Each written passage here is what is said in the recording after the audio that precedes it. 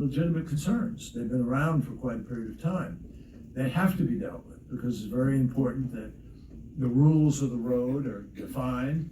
I can remember when President Obama hosted President Xi here in Washington, and I attended a dinner as Secretary of State with Susan Rice and the President, just three of us, and three on the Chinese side.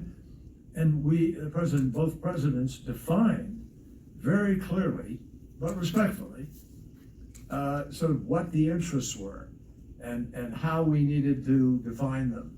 And we were able to begin to get a feel for, the depth of the problems that one particular issue presented versus another. So that process was helpful to try to reduce tension and try to understand the roadmap for how we could deal with each other. I think historically, and this goes back to some of the lessons I learned in Vietnam and fighting in a war that was not what it had been purported to be. Everybody was told, oh, this is the big international fight for against communism, and if Vietnam falls, then the rest of the region falls, and so forth. Not true.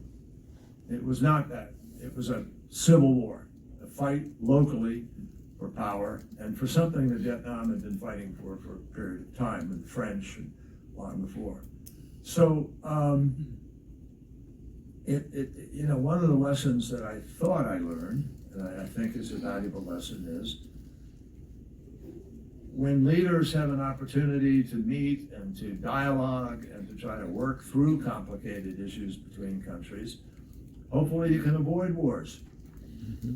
And you can build a policy that's based on truth, not misinterpretation, not on superficial observations, but really based on clear definitions by leaders about interests and about the challenges to an orderly resolution of some of those issues.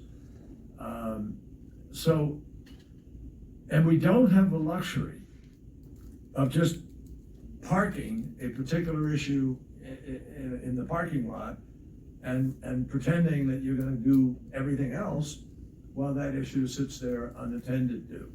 That's the way that you can have unintended consequences and mistakes get made. So I am an advocate for engagement, not for the sake of just the public view of an engagement, but to try to understand exactly where the road is. And so that you don't make misinterpretations and stumble into conflict that never should have taken place. Now, it doesn't mean you give up your principles. It doesn't mean you give up your particular view on any issue. Sometimes you'll stay locked into that path, but if you understand each other about it, you can begin to find ways to cooperate. And what President Biden and President Xi agreed on was the notion that in climate, it's not a bilateral issue. It's a multilateral issue.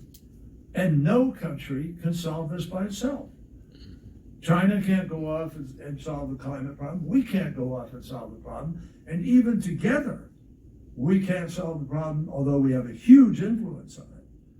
But we can't solve it without Russia and Indonesia and Brazil and South Africa and Australia and Japan and the rest of the developed world coming to the table, because 80% of all the emissions come from about 20 countries. So we have to be realistic here.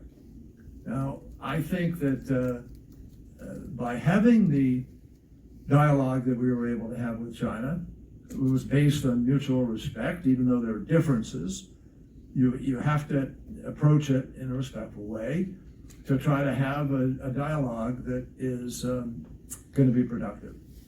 And so that's where I think we are today, is with the ability to be productive. And I think we're better off. Other people may judge it in different ways. Now, have we resolved all those other issues? No. But I think we're I know that Jake Sullivan has been meeting with his counterpart. I think there's a better understanding of how to not make a mistake and stumble into something you never intended to. And hopefully in the days to come, that dialogue and that progress can continue.